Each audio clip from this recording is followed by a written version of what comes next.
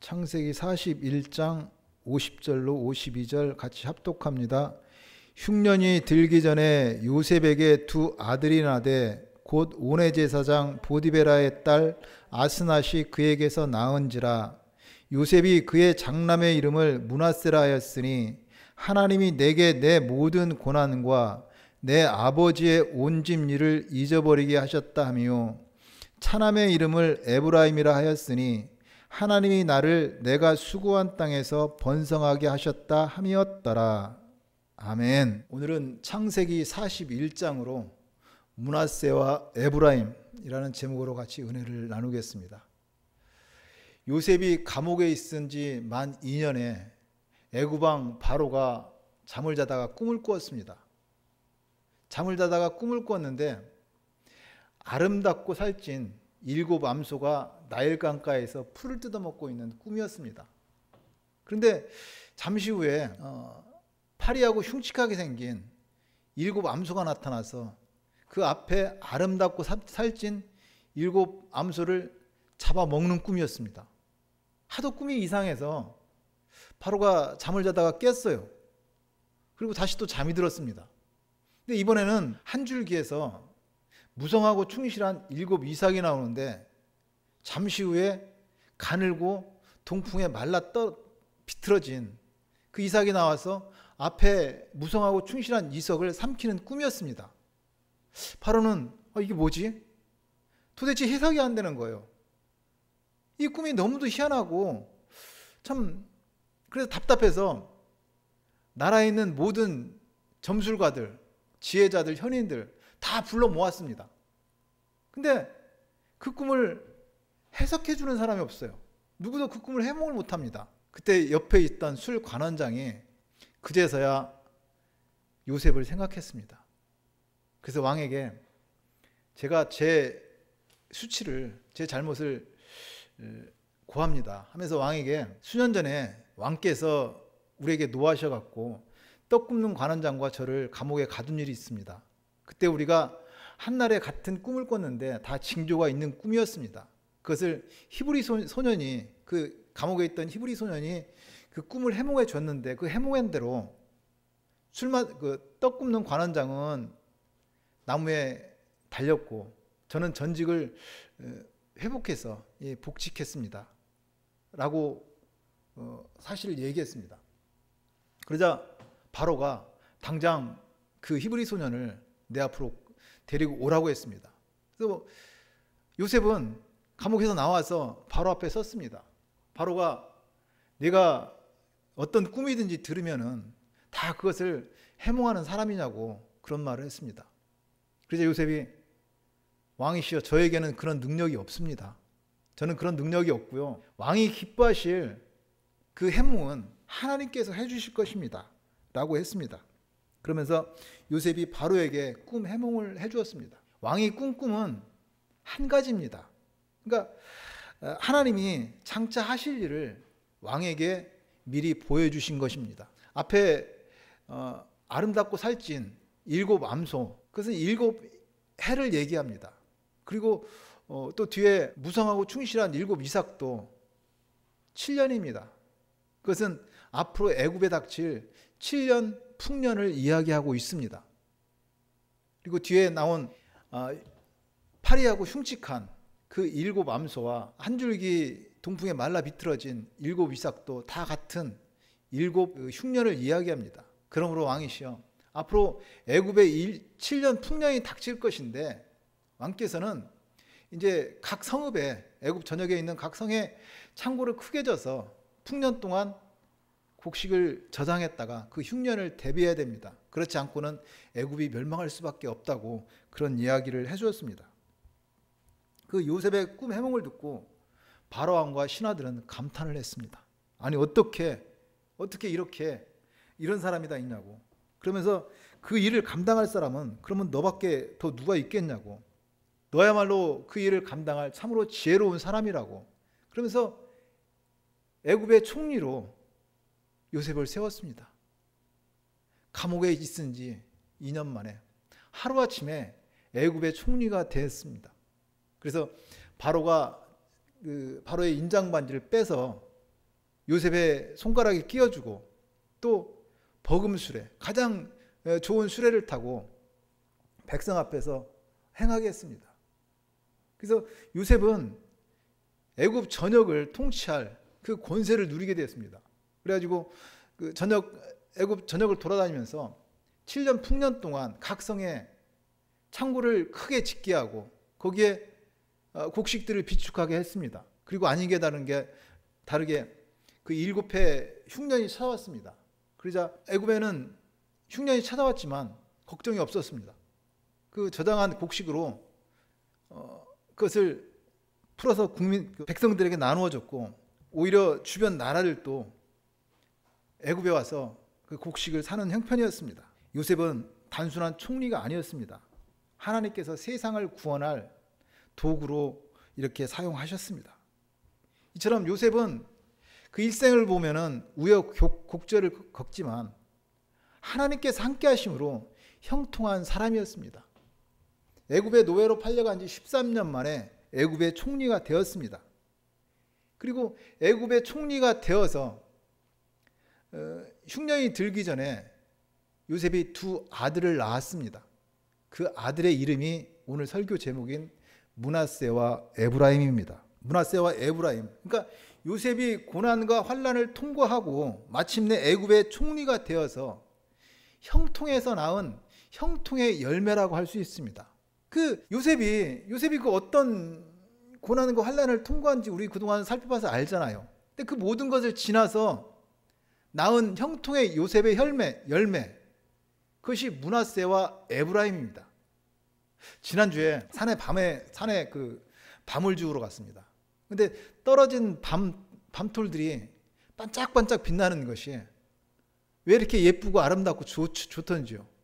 뭐 그런 것도 같습니다. 요셉이 그러니까 마치 이렇게 비유할 것 같아요. 한여름에 떼약볕을 견디고 그 무진 바람과 폭우를 이겨내고 풍성한 가을이 돼서 아름답게 익어가는 열매. 므낫세와 에브라임은 요셉에게 있어서 그런 반짝반짝 빛나는 밤톨 같은 고난을 통과하고 맺어진 요셉의 형통의 열매라고 할 수가 있습니다. 근데 이름에는 의미가 있습니다. 이름은 단순하게 누구누구 하면서 그 사람을 식별하는, 구분하는 그런 표시만이 아닙니다. 거기에는 의미가 있어요. 예를 든다면은 저 이름이 종규잖아요. 세북종 별규를 씁니다. 그러니까 특별한 소리를 낸다는 그런 의미가 있습니다. 그래서 저는 그것을 그리스도의 복음을 전하는 사람, 종, 이렇게 해석하기도 합니다. 하여튼 간에 우리 이름도 그런데 특별하게 히브리 문화에서는 더 그것이 강합니다. 그래서 히브리인들의 이름은 각자에 보면은 그 신앙의 정체성이 있고 신앙 고백이 있습니다. 또 당시의 상황이나 이런 것을 요약한 그런 의미가 있어요. 그래서 성경에서는 의도적으로 이름을 통해서 메시지를 전하기도 합니다. 그러므로 므낫세와 에브라임, 요셉이 낳은 형통의 열매이지만 또 요셉의 신앙 고백입니다. 그래서 오늘 설교 제목이 므낫세와 에브라임입니다. 므낫세와 에브라임, 요셉의 신앙 고백입니다. 그리고 므낫세와 에브라임은 이스라엘의 12지파입니다. 참고로 이스라엘 12지파는 야곱이 그 큰딸 레아와 낳은 르우벤, 시므온, 레위, 유다, 이사갈, 스불론 6명입니다.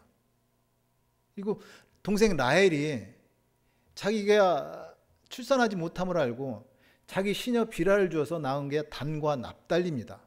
또 그러자 이번에는 레아가 자기 시녀 실바를 줘서 갓과 아셀을 낳습니다. 도합 10명입니다. 그리고 나중에 하나님께서 그 라헬의 태를 여셔서 요셉과 베냐민을 낳습니다. 12명이잖아요. 12지파 이스라엘. 근데 이스라엘 야곱이 임종하기 전에 그 요셉의 아들 므낫세와 에브라임을 축복하면서 이들은 내 아들이다. 루벤과 시므온처럼 내 아들이고 내게서 유산을 분깃을 받을 것이다. 그리고 이 이후로 난 것이 요셉 네 자식이다라고 이렇게 유언을 합니다. 그러면은 요셉 대신에 므낫세와 에브라임이 들어갔으면 이스라엘은 13지파가 됩니다. 근데 430년 애굽의 종살이에서 나올 때 그 레위 지파가 제사장 직분을 맡습니다. 그래서 이스라엘이 13지파면서 실질적으로 12지파인 그런 상황입니다. 다시 말씀드려서 오늘 설교 제목 므낫세와 에브라임인데, 므낫세와 에브라임 여기까지 정리하다면은 그것은 요셉의 형통의 열매고, 그리고 이스라엘 12지파의 그 거룩한 지파라는 말입니다. 근데 우리가 여기서 문제가 있습니다. 그것은 오늘 41장 50절입니다. 흉년이 들기 전에 요셉에게 두 아들이 나되 온의 제사장 보디베라의 딸 아스낫이 그에게 낳은지라. 문제는 요셉이 낳은 므낫세와 에브라임이 누구냐면은 그 엄마가 온의 제사장 보디베라의 딸 아스낫이 낳았다고 얘기합니다. 온은 지역 그 지명을 얘기합니다. 그러니까 애굽의 태양신 나를 섬기던 그 헬리오폴리스 그 지역 도시를 얘기하는 것이 온입니다. 거기에 제사장 보디베라의 딸 아스낫입니다. 그러므로 요셉의 아내 아스낫은 이방 여인으로, 그것도 태양신 우상 숭배하는 제사장의 보디베라의 딸입니다. 그렇다면 하나님은 거룩한 하나님의 백성이잖아요. 요셉은 그것을 우상 숭배자, 그것도 제사장 보디베라의 딸과 결혼하게 하십니다. 그리고 그 관계를 통해서 므낫세와 에브라임을 낳게 하십니다. 이것은 언뜻 보면은 신앙적으로도 맞지 않고 좀 이해하기가 힘듭니다. 그렇지만 거기에는 하나님의 특별한 섭리와 구속사의 비밀이 숨겨 있습니다. 거룩한 하나님의 백성입니다. 이스라엘 12지파입니다. 거룩은 단순하게 육신적으로 깨끗하고 청결한 것이 거룩이 아닙니다. 참고로 거룩은 히브리어 카도시입니다. 이것은 구별되다, 분리되었다는 뜻입니다. 물론 거룩은 깨끗하고 청결합니다. 그것은 구별되었기 때문에 거기서 나오는 현상이 깨끗하고 청결한 것입니다. 거룩이란 세상에서 하나님의 사람으로 구별된 사람입니다. 그렇다고 세상에서 벗어나서 산속에서 구별돼서 하라는 것은 아닙니다. 세상에 살지만 결코 세상에 섞이지 아니하고 세상에서 구별된 하나님의 방법과 하나님의 목적으로 하나님의 사람으로 살아가는 사람입니다. 세상에서 살면서 세상에 섞이지 아니하고 하나님의 방법과 하나님의 목적으로 살아가는 것 결코 쉽지는 않습니다. 그렇지만 거룩한 하나님의 백성은 그렇게 세상에서 구별된 사람으로 살아갑니다. 하나님은 요셉을 애굽이라는 그 세상에서 거룩한 하나님의 백성으로 빛을 발하게 하셨습니다. 그래서 애굽이라는 그 우상의 중심에서 므낫세와 에브라임이라는 거룩한 이스라엘 12지파의 주상을 만드셨습니다. 저는 이것을 예수님의 십자가로 묵상했습니다. 마귀는 십자가에서 예수님이 죽으실 때 자신이 이겼다고 쾌재를 불렀습니다. 이제는 모든 것이 끝이라고 쾌재를 불렀을 것입니다. 그러나 그것이 하나님의 방법이요 하나님의 지혜였습니다. 우리가 죄인 되었을 때 그리스도께서 우리를 위하여 죽으심으로 말미암아 하나님께서 우리에 대한 자기의 사랑을 확증하셨느니라 말씀합니다. 하나님은 우리가 죄인 되었을 때 예수 그리스도 십자가 죽음을 통해서 죽음의 세력을 멸하시고 인류의 구원을 완성하셨습니다. 자신의 죽음을 통해서 세상을 구원하시는 주님의 십자가를 마귀는 도저히 상상할 수도 없었습니다. 그러나 그것이 하나님의 방법이고 하나님의 지혜였습니다. 그와 같이 하나님은 요셉을 애굽이라는 세상의 한복판으로 보내셔서 애굽이라는 그 세상의 한복판에서 빛을 드러내고 영향력을 행하게 하셨습니다. 그것이 참 거룩입니다. 그리고 거룩이라는 단어 앞에 제가 항상 말씀드리는 말입니다. 우리 알아야 할 것이 하나 있습니다. 그것은 거룩이 카도시, 그 죄와 악으로부터 분리된 상태라면, 그러니까 세상에 살아가지만 거룩은 세상을 벗어나서 따로 홀리홀리 하는 것이 아니라 세상 안에서 결코 섞이지 않는 구별된 하나님의 사람이라면은, 다시 말해서 죄와 악으로부터 분리된 상태가 거룩이라면은 역으로 이야기해서 분리가 아니라 연합입니다. 예수 그리스도와 연합. 세상에서 예수 그리스도와 연합된 사람, 예수 믿는 것, 그것이 참 거룩입니다. 내가 그리스도와 함께 십자가에 못 박혔나니 그런즉 이제는 내가 사는 것이 아니오 내 안에 그리스도께서 사시는 것이라. 이제 내가 육체 가운데 사는 것은 나를 사랑하사 나를 위하여 자기 자신을 버리신 하나님의 아들을 믿는 믿음 안에서 사는 것이라. 여러분은 예수 그리스도와 연합하여 참으로 거룩한 사람들입니다. 거룩이 바로 성도의 생명이며 거룩이 성도의 능력이자 힘입니다. 우리가 보기에 요셉이 온의 제사장 보디베라의 딸과 결혼한 것, 그래서 아들을 낳은 것이 세상과 타협한 것처럼 보입니다. 그렇지만 결코 그렇지 않습니다. 요셉은 세상의 한 복판에서 하나님 중심의 그 신앙 정체성을 지켰습니다. 세상에 살지만 결코 세상에 휩쓸리지 아니하고 섞이지 아니했습니다. 요셉은 거기서 아들을 낳고 므낫세와 에브라임이라고 히브리식으로 이름을 지었습니다. 결코 섞이지 않은, 그래서 므낫세와 에브라임은 이스라엘 12지파에 속하게 되었습니다. 이처럼 하나님의 섭리는 세상 중심에서 거룩한 하나님의 사람을 세우고 빛과 영향력을 드러내게 하십니다. 이처럼 므낫세와 에브라임, 요셉의 신앙 고백입니다. 요셉의 첫 번째 신앙 고백이 므낫세입니다. 51절입니다. 요셉이 그의 장남의 이름을 므낫세라 하였으니 하나님이 내게 내 모든 고난과 내 아버지의 온 집을 잊어버리게 하셨다 함이요. 요셉의 신앙 고백이 므낫세입니다. 지난 나의 모든 고난과 아버지 집에서 있었던 모든 것을 잊게 하셨다고 므낫세라고 아들의 이름을 지었습니다. 히브리어 므낫세는 다시 떠올리지 않는, 잊게 하신다는 뜻입니다. 그냥 단순하게 잊는 것이 아니라 과거에 그 아픔에 묶이지 않고 그 고난 속에서도 하나님의 섭리를 바라본다는 요셉의 신앙 고백입니다. 단순히 다 잊은 것이 아닙니다. 그 과거에 얽매이지 않는다는 말입니다. 하나님이 지난날의 모든 고난과 아버지 집의 그 모든 일을 잊게 하셨다고, 그래서 아들을 므낫세라고 이렇게 요셉은 신앙 고백하고 있습니다. 그런데 저는 여기서 요셉의 이야기에서 한 가지 이해하지 못하는 것이 있습니다. 궁금한 점은 요셉이 총리가 됐잖아요. 13년 만에 애굽의 총리가 되었습니다. 총리는 애굽왕 바로 다음 가는 권력자입니다. 제가 듣고 싶은 말은, 그런데 총리가 됐는데 요셉이 아버지 집을 찾아갔다는 말은 없습니다. 요셉이 총리가 되고서도 가나안 땅 그 아버지 집을 찾아보지 않았습니다. 왜 그랬어요? 거리가 멀어서요? 그 애굽에서 가나안까지는 430km입니다.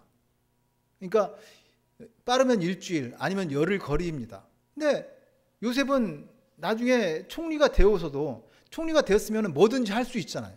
다 할 수 있는 위치에 있으면서도 아버지 집 가나안을 찾아보지 않았습니다. 바빠서 그랬을까요? 아니, 바빠서 그랬다면 애굽의 총리인데 자기가 못 가서라도 사람을 보내서라도 소식을 전하고 소식을 또 알아볼 수도 있고 하는 상황인데 요셉은 아버지 집을 찾지 않았습니다. 왜 그랬을까요? 여러분은 어떻게 생각하십니까? 저는 그 생각하다가 엄마가 없어서 그랬을까? 그런 생각을 해봤습니다. 요셉의 엄마 라헬은 베델에서 에브랏, 즉 베들레헴 가는 길에 노정에서 그 요셉의 동생 베냐민을 낳다가 죽었습니다.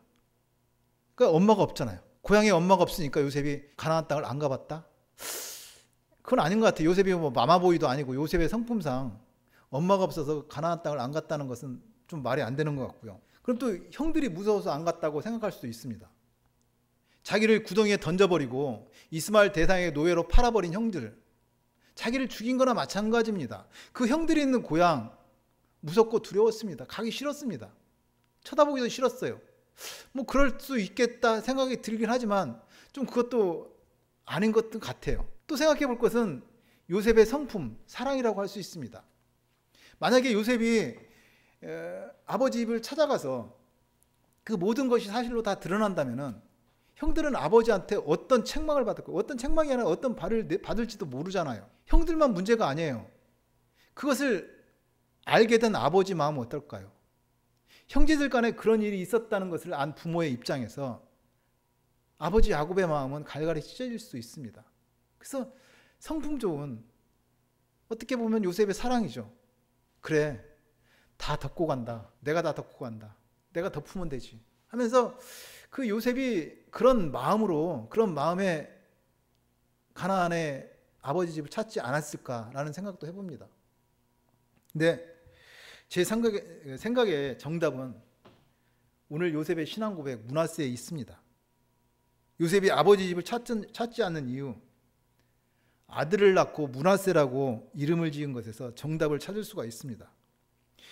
51절에 보면은 요셉이 그의 장남의 이름을 므낫세라 하였으니 하나님이 내게 내 모든 고난과 내 아버지의 온 집일을 잊어버리게 하셨다 하며, 요셉의 신앙 고백 므낫세입니다. 하나님께서 내 과거의 모든 고난과 내 아버지 집에 있었던 모든 일을 다 잊게 하셨다고 고백하고 있습니다. 그래서 아들을 낳고 므낫세라고 이름을 지었습니다. 므낫세는 하나님이 모든 것을 잊게 해주셨다는 요셉의 신앙 고백입니다. 그래서 요셉은 그리운 고향, 보고 싶은 아버지를 찾지 보지 않았습니다. 그렇지만 므낫세는 단순하게 기억을 잃어버리는 기억 상실이나 치매 환자도 아니고 그걸 다 까먹게 기억 속에서 잊어버린 사람이 아닙니다. 요셉이 잊었다는 거. 그래서 과거의 그런 일들 다 생각은 나지만 그거에 내가 붙잡히지 않는다는 것입니다. 과거의 그런 것들이 나를 지배하지 못한다는 말입니다. 나보다 더 잘 아시는, 나를 잘 아시는 하나님, 하나님께서 나를 아시고 하나님께서 함께 하셔서 나를 여기까지 인도했다는 어떤 상황에서도 하나님을 바라보는 하나님께 붙잡힌 요셉의 마음입니다. 잊었다고 기억 상실에 걸려서 치매 환자도 아니고 다 잊은 것이 아닙니다. 다 알지만 나는 그런 고난에, 나는 그런 과거에 지배받을 수 없다는 요셉의 심정입니다. 모든 것이 하나님이 하셨다고, 그래서 원망하거나 분노하지 아니하고 용서하고 모든 것을 하나님이 하셨다고 고백하는 므낫세, 요셉의 신앙 고백입니다. 여러분도 마찬가지입니다. 여러분 살아가면서 힘든 일이 뭐예요? 과거에 붙잡혀 살잖아요. 내가 과거에 그렇게 안 했다면은, 내 과거에 나한테 그런 일이 있었냐, 나 그런 일만 없었다면은 하면서 과거를 가지고 힘들어하고 괴로워합니다. 내가 그때 과거에 그렇게만 하지 않았다면 오늘날 내가 이렇게 되지 않았을 텐데. 물론 과거를 교훈 삼아서 오늘을 지혜롭게 사는 거, 현명하게 살아가는 거 좋은 일입니다.